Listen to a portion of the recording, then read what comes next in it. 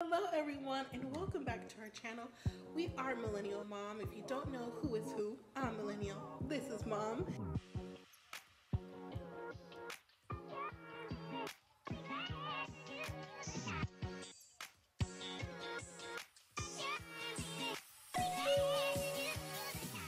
Hello everyone and welcome back to our YouTube channel. If you don't know who we are, I'm Millennial. This is Mom. We are Millennial Mom. If you do know who we are, hello and welcome. Back. Exactly. Yes.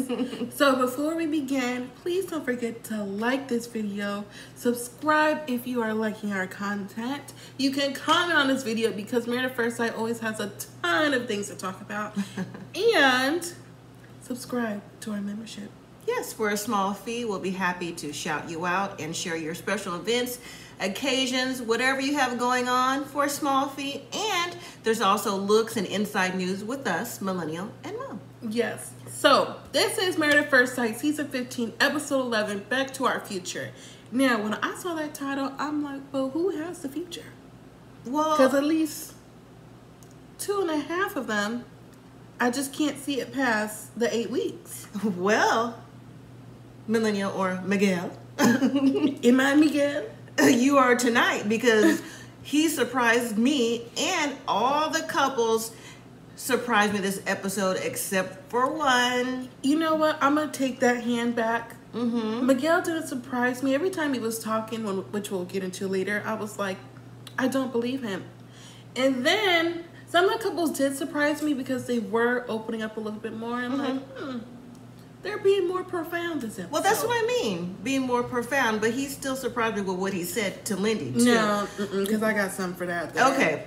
Well, it picks back up when they're at the dinner and Alexis and Justin are having a quarrel with everybody at the group, and she goes to the bathroom and she's talking with Stasha because she doesn't understand why Justin is, being this way, and Justin's outside, in his feelings, not understanding what's going on. So when she finally comes out the bathroom, Alexis says, so why were you pushing me to talk? And why were, I was sitting there, I was cool. Like, what is going on? He said, well, everybody else was opening up. So I figured, it was our turn and you maybe want to say something because, we hadn't really been getting along. He over-explains his point, but you know what? They came to common ground and decided to get past it, and they hugged it out. So, all right, so we'll see where it leads them to. Yeah, I got something for that too. A little bit later. So it's the next day, and there's a meetup. The guys are with the guys, and the ladies are with the ladies, and peer production, I may add. Morgan comes into the group setting, and Ben, he's already with the guys because he feels comfortable talking to them anyways. So this really isn't affecting his outcome.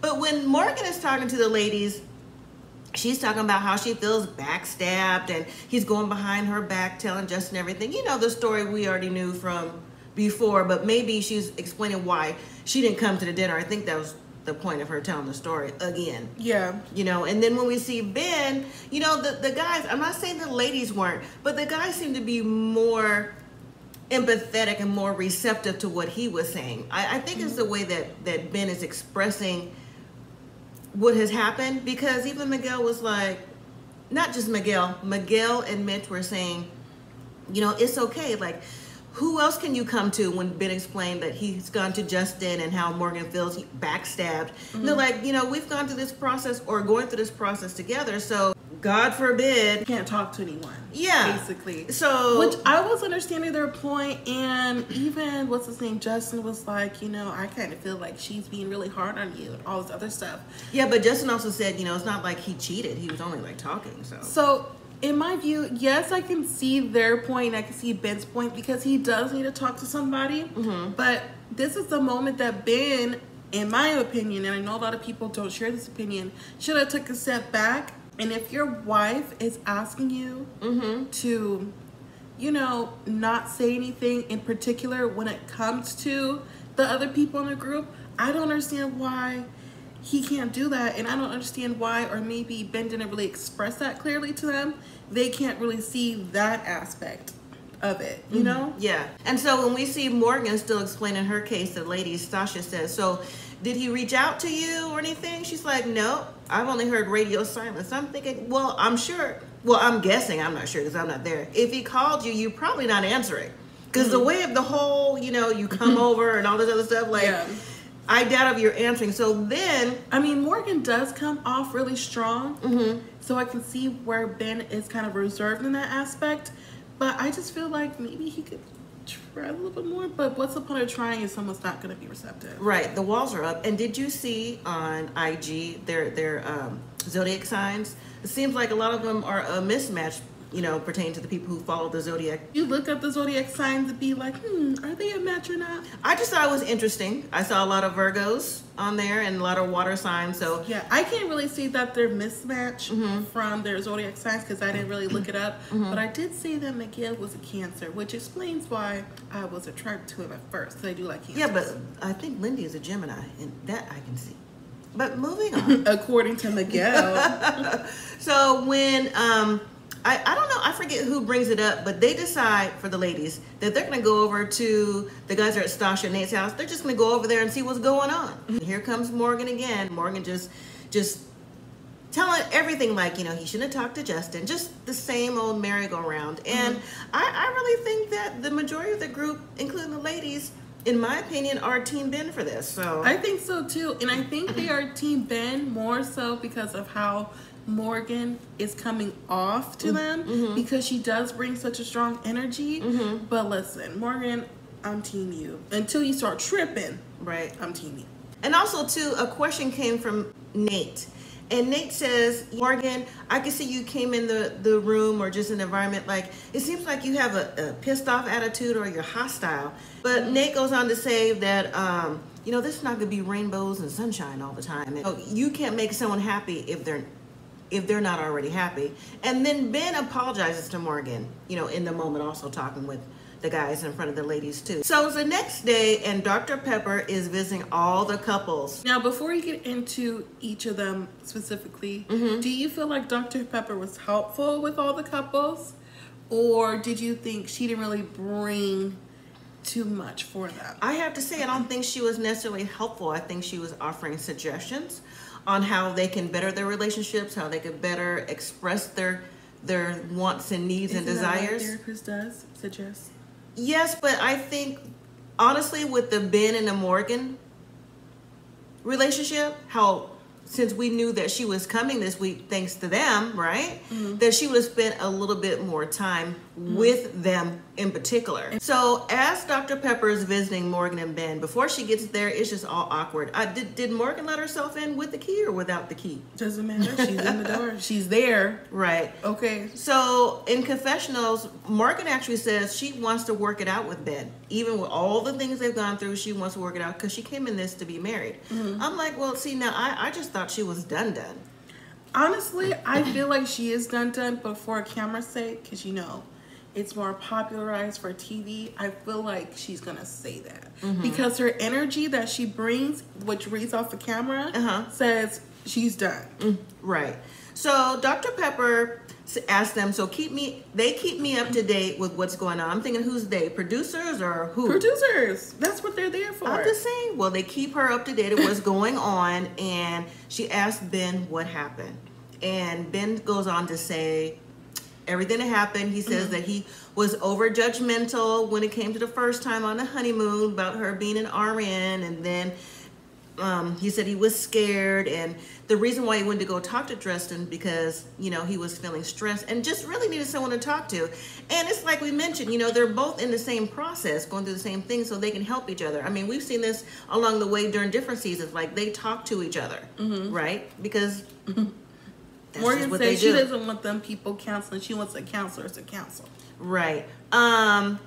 He also says that looking back, he feels that it was wrong and he's apologized to her. He apologized again. And he's pretty much wants to start clean with Morgan. Again? Yes. And what time is this?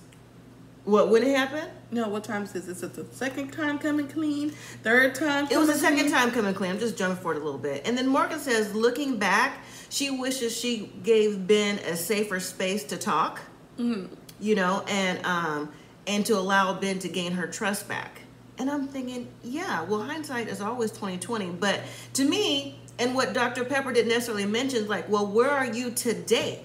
Because, you know, she didn't ask whether you living together, you know, were you working on it? Like, none of those questions came up. So I was a little disappointed when it came to Dr. Pepper with them, when clearly they're the ones having the major issue here. Mm-hmm. And then Dr. Pepper did say, you know, can you all get back on a clean slate? And what she's planning on them to do, and all the couples really, is talk about their childhood, write a childhood letter to themselves. And, you know, to give better insights on how to process things and to build up their relationship. And like how they built themselves as a person from their childhood. Yeah. Now, if Dr. Pepper was really following Morgan and Ben, and how Ben was chit-chatting about Morgan's stuff to other people, I don't think this was the best task to do. It should have been more off of building trust, but in a different way. Maybe like an activity. It could have been the Tantra yoga. I would have took that. But I don't think they're on the Tantra yoga just yet. They're not. If you're not speaking, you got to come over to get the lesson. You're not on the Tantra yoga. Well, it's better either. than going into their selves, you know? Right, but we did learn something from Ben later on. So now we move to Stasha and Nate, and she starts off by saying she wants to make them both happy and how to resolve things. You know, what she always says in the marriage, because Nate's not a talker. At least he hasn't been. He seemed like he's trying to open up a little bit, but yeah, he definitely did this. Trying to get there. Stasha says that Nate moves a little slower than her in all areas. You know, she's used to, like, you know, getting stuff done, A to Z, all this stuff. So when Dr. Pepper's talking to her, she has to let Stasha realize that, you know what, Nate is not you. He has to move it right. He has to move at his own pace. Like, you can't rush a man into doing things that you want to do. Really, a woman either, but, you know, in this situation, a man, and especially Nate, because he's so reserved from his own childhood.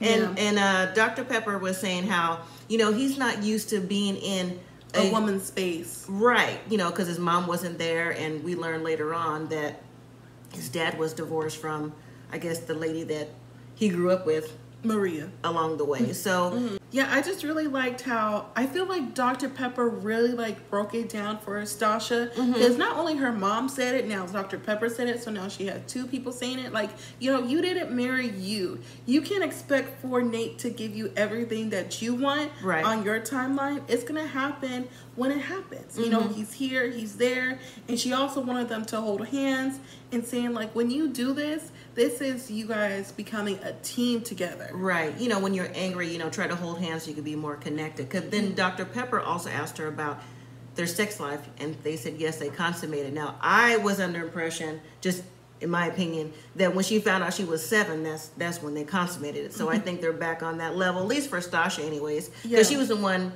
you know, kind of wanted everything on her timeline. Right. And wasn't giving him the time to catch up. Right. So I feel like this exercise is going to help them connect more when we hear about their childhood letters. Yeah, this one was good. I think Dr. Pepper did a good job with this one. So moving to Mitch and Kristen, she says, you know what, with Kristen, every time she's with the experts or she's with someone talking about her relationship with Mitch, she always comes off so boom, boom, boom, boom, boom. Every single time. Oh, it's like, oh, you know, at least in my opinion, you know, every time I'm with him, I feel like I'm walking on eggshells, and I do this for him, I do that for him, he does nothing, blah, blah, blah. But then when it comes time to, like, actions, she always seems to fall on that part for me. I don't know. That could just be me. Well, yeah, she tells Dr. Pepper that along the way she feels like she's overcompensating, and you know, she's just tired of walking on eggshells for Mitch, which she told him a million times already. Yeah, but I think she feels like when she's talking to a counselor, like she could best express it to help her express it. She's not saying the right way, but she said it a million times already. So one of the questions was asked, how does Mitch make you feel like an individual, and or make you feel like you're loved, or something to that nature? Yeah, she wanted to feel validated in a way where she's like, so do you still feel the same way you did on day 2 of the honeymoon? Yeah, and she wants to hear like things like, you know, do you love her, and all this other stuff. And Dr. Pepper was like, you know, what you're doing is demanding from him, And he's not a demanding kind of person, because he definitely does shut down when Right. she's like doing, I need this, I need this, I need this. Right. But she wants her to change it to like, tell him like how you want it. Right. Because then when Dr. Pepper asks Mitch, you know, do you tell her that, you know, you admire her, or do you like her in these kinds of ways? And he's like, no, I don't really do that. Because in her eyes, she feels like if Mitch doesn't do that, he's not ready to be married. He shouldn't be in this relationship because you should be doing these things. Right. Versus Mitch feels like when he's shutting down, he is protecting himself based on his childhood traumas, his past, you know. So also he feels threatened. So he needs to feel like, again, don't be so demanding. But we saw that with the shirt thing and just different little things along the way. But Mitch did say he adored her. And he was happy to be married with her, and he pretty much has to get out of his own way. So I think this lesson for them will also be helpful and beneficial. Definitely. Moving on to Alexis and Justin. So when they meet with Dr. Pepper, they talk about things as well, about Everything that happened with the dog. before. Right, about the dog. I think that was really the main crutch of this relationship as to why they're not getting along. They still have those walls up. And so Alexis is talking about how the dog got attacked and how Justin's dog is now in a kennel for retraining, and Justin's inconsistencies. And Before you continue, I was slightly confused. Maybe I wasn't paying attention 100%. Is Justin's dog never coming back? well, Justin's dog, they got a phone call from the person training or wherever the dog is, that the dog is still in a Doggy prison. is around On the other farm. dogs and just isn't, you know, being Attacking peaceful. They're others. attacking others, so they made a decision to keep the dog out there. So the dog is not coming back. So how did they make a decision to keep his dog? Well, Justin had to allow that too, to keep the dog. I guess it's either like keep the dog or, you know, to get it more training. Because if you can't and the dog is vicious, a lot of times, you know, animals will have to get put down. And I don't think Justin is ready for that just yet. So Justin's emotional about it, of course, because, you know, that's his dog, since it was a puppy. And, you know, and Alexis just sitting there kind of like, well, the dog is not coming back here. Alexis also mentions the dinner when she overheard Justin, but you didn't overhear it because you were sitting right there talking about, you know, or was it when they were outside, like, I don't think we'll make it past decision day. She said that hurt her to hear. And I'm thinking, to me, Alexis needs to pick where she wants to be. Because on one day, she's like, oh, babe, this. And next day, she's like, I'm not talking to you. Get away from me. Like, you weren't even there. You went home to your own house for a couple days. Well, so that's her runner aspect within her. that is. So when she's talking about inconsistencies with Justin, is my point. She's inconsistent. She's also inconsistent with what she's putting out to Justin, Right. which in return made Justin inconsistent with his action, and it's just a whole wheel. But then she was like, you know, whenever stuff like this does happen, when she wants to get on track, she just kind of like forgives and forgets. But I think she forgets temporarily because something always pops back up where they have to deal with everything Right. plus something new again. So that's not really the best tactic to use. Right. And then just acknowledge that Alexis has a more dominant alpha personality, and he's trying to work himself around how to talk with her and I don't want to say deal with her, but deal with how she's processing things. Yeah, because she is also sensitive at the same time, which she didn't like hearing that because she equates sensitivity with being vulnerable. And weak. And I really like what Dr. Pepper said is, you know, when you are vulnerable, that's actually you being strong. So maybe, hopefully, with the next few weeks that she's with Justin, she can be a little bit more vulnerable with him, and maybe she can equate that to her being her strong alpha self. Next up is Lindy and Miguel. Dr. Pepper says she understands the marriage has been going well. I'm thinking, is it? Like, this marriage has been going well? But I guess, all right. So, but she wants them to talk about the problems that they're facing. Lindy says she needs help with problems being defensive all the time. And Dr. Pepper says, well, she realizes that Lindy has had to deal with lots of judgment based on how she grew up with her religious background and just not being able to express herself in a way that most people are able to. So she could kind of see what she means, but she also needs to open up and to allow those things to go because she's made strides already, and to allow Miguel in, Yeah. you know, and not give so much I guess, attitude. Pushback. Miguel says he's working hard on what he's trying to do, and he can see that Lindy is also trying to not be as defensive.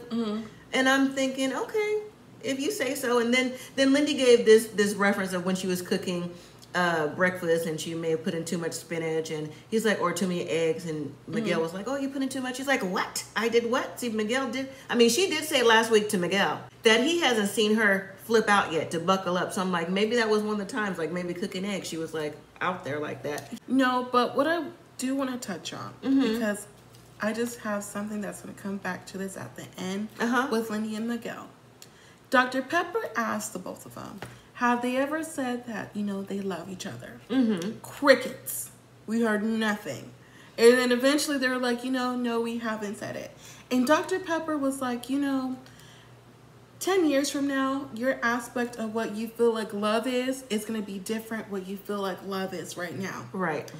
I'm going to hold that comment for now until we get to that part at the end. So we can move on to the next couple. All right. So now the couples, we see them going back to their childhood homes or childhood places that brings them memories of, let's say, playing sports or the park or different little things like that. And they're also going to read letters to each other, you know, at this time. So first, Kristen brings Mitch to a softball field, and she's showing her sporty side and how she was into, you know, athletics growing up, but she's always felt pressure as a child and growing up from her parents to always be perfect in sports and always be perfect in school. And if she didn't, she would have to hear from them in the car, on the way home, all this other stuff. And that, you know, did a number on her, you know, because she always felt like she had to be perfect. And she's saying that in the relationship, that's pretty much where she gets her demanding side from.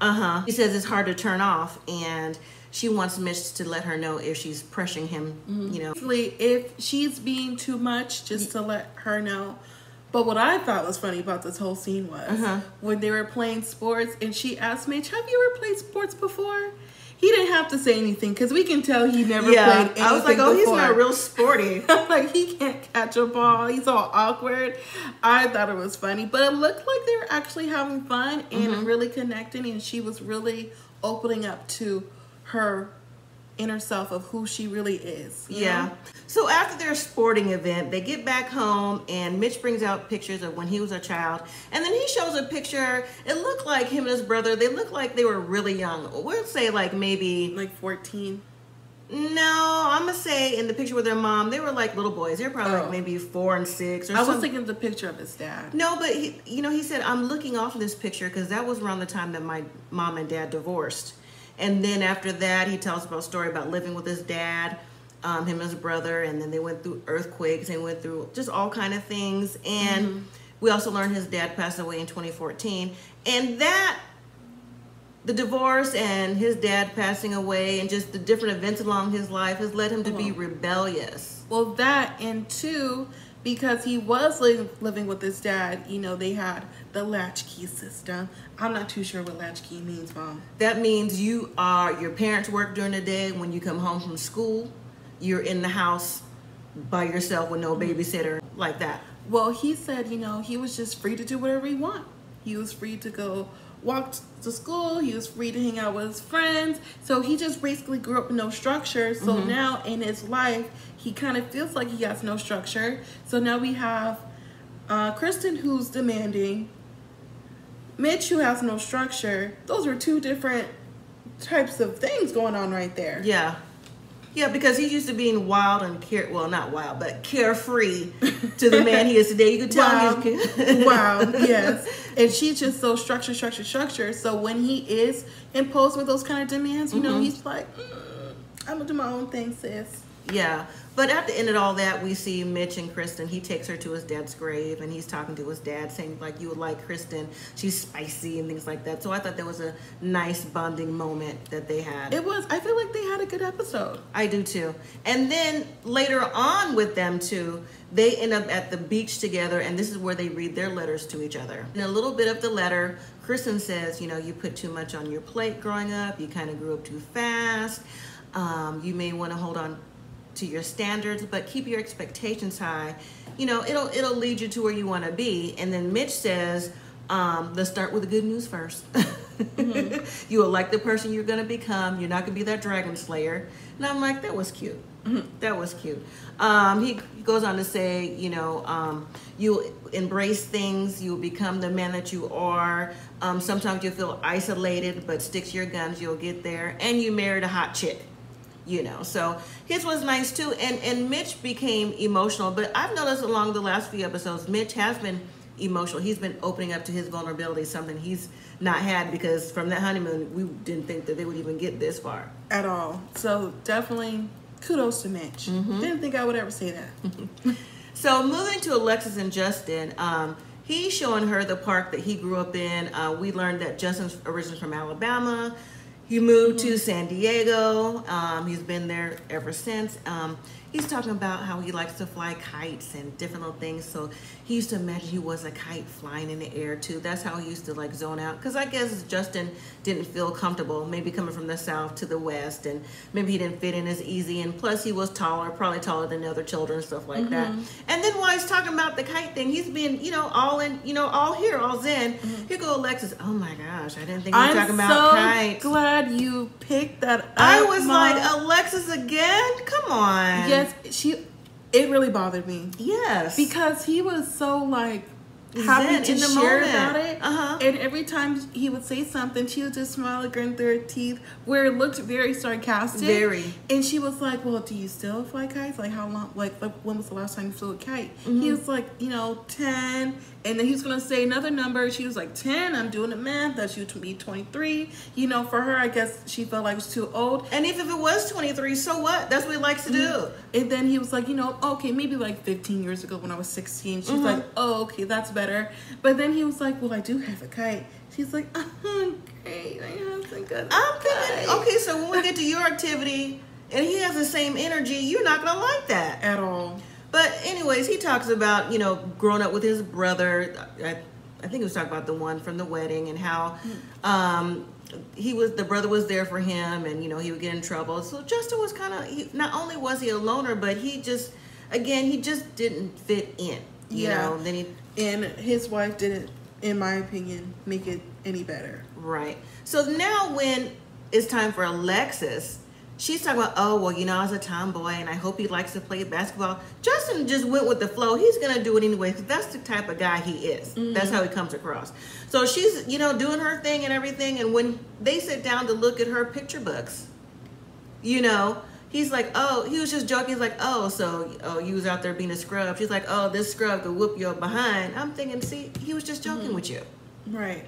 So she's showing her pictures of the different ages when she was playing basketball, and she was saying how it helped her, I don't know, just get better and just see life in a different way, and kind of like her outlet too, but, you know, I guess it was more better than flying a kite, right? Yeah. And then she went on to say that basketball is a part of who she is. So now when they get to reading the letters to each other, Alexis is talking about she inherited her mother's hips, lips, and struggles, and legs and hips and body.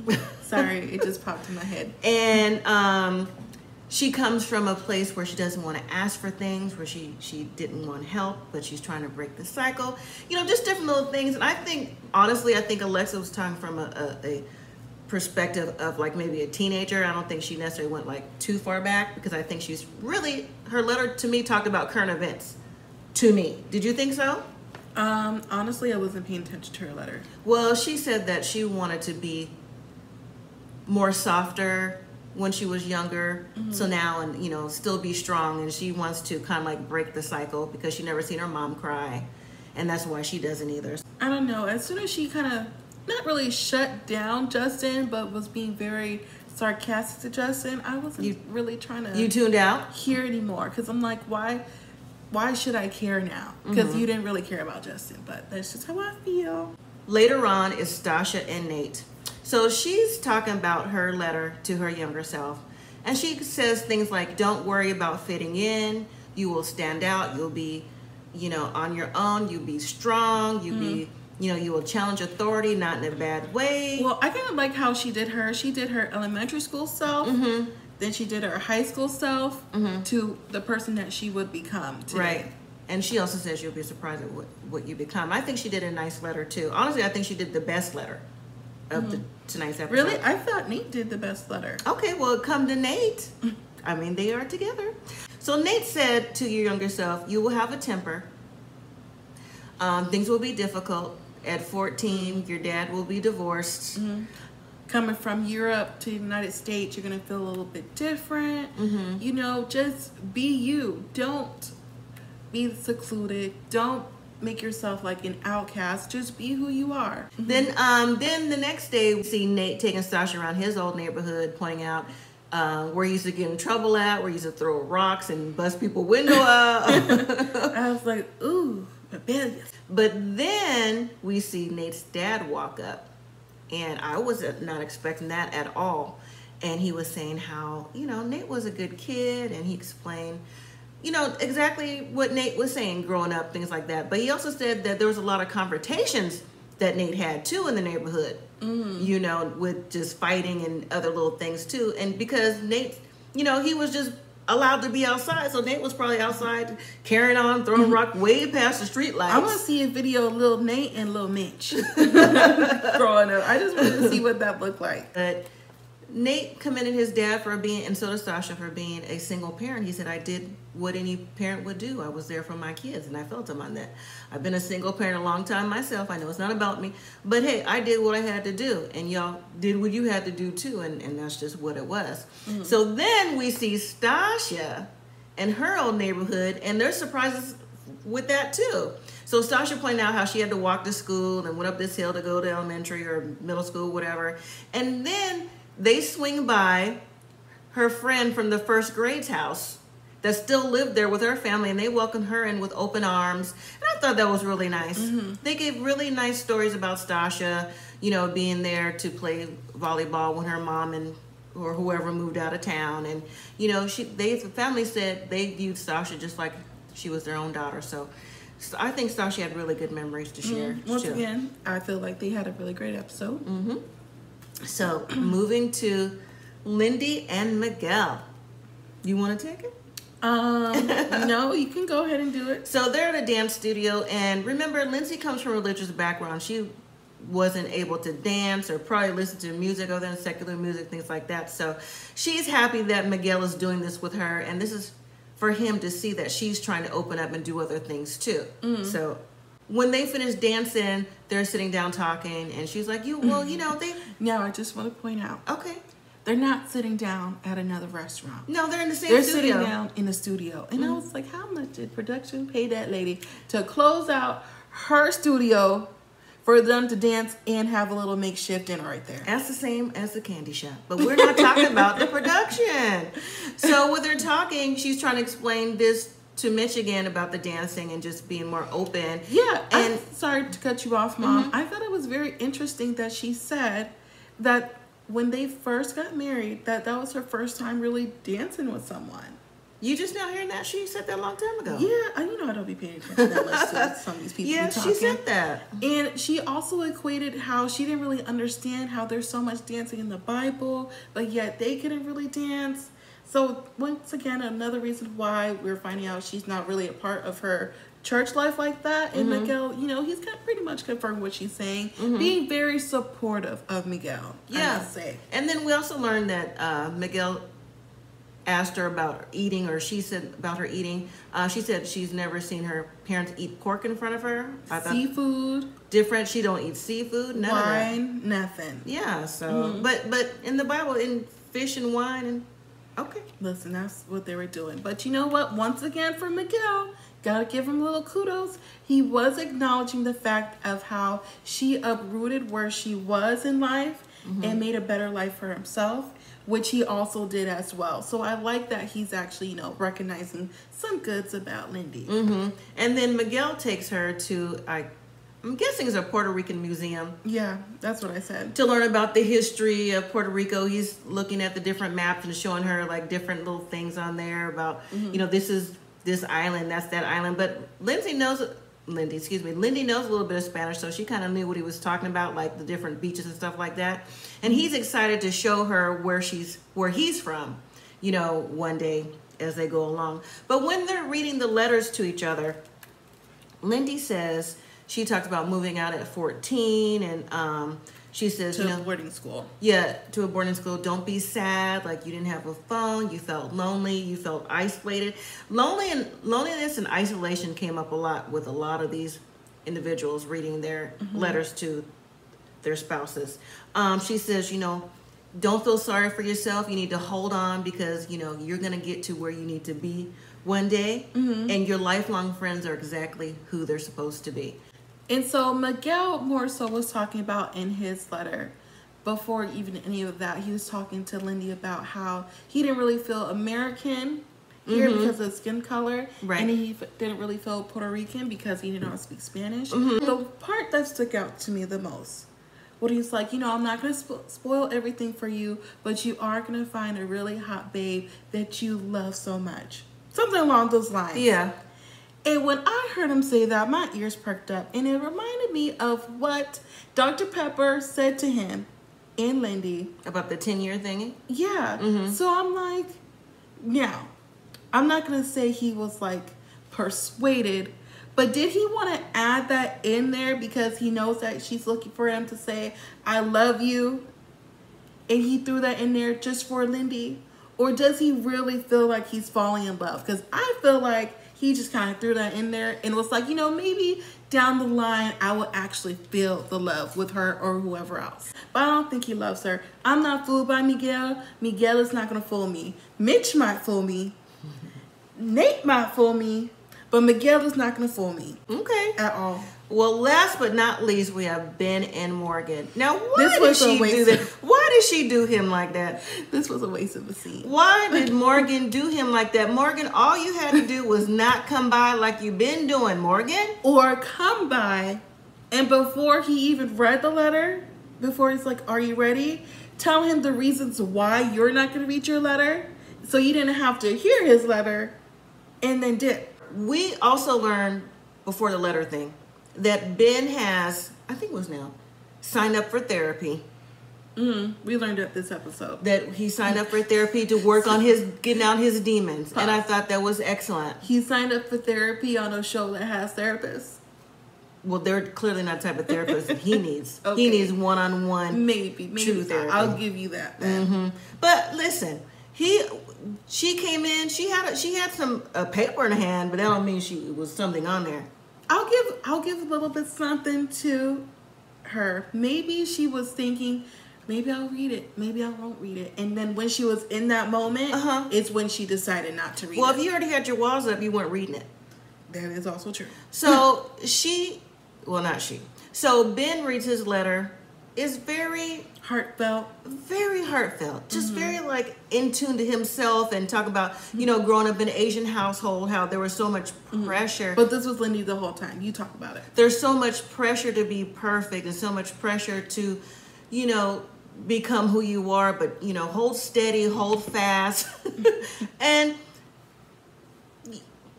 you'll be a success. I can't even concentrate because you're doing all that. Because she wasn't listening. Every time he was talking, the camera was focused on her, and she was not listening. She did not care at all. And she decided not to read her letter, which I, once again, think was like a really big waste of time.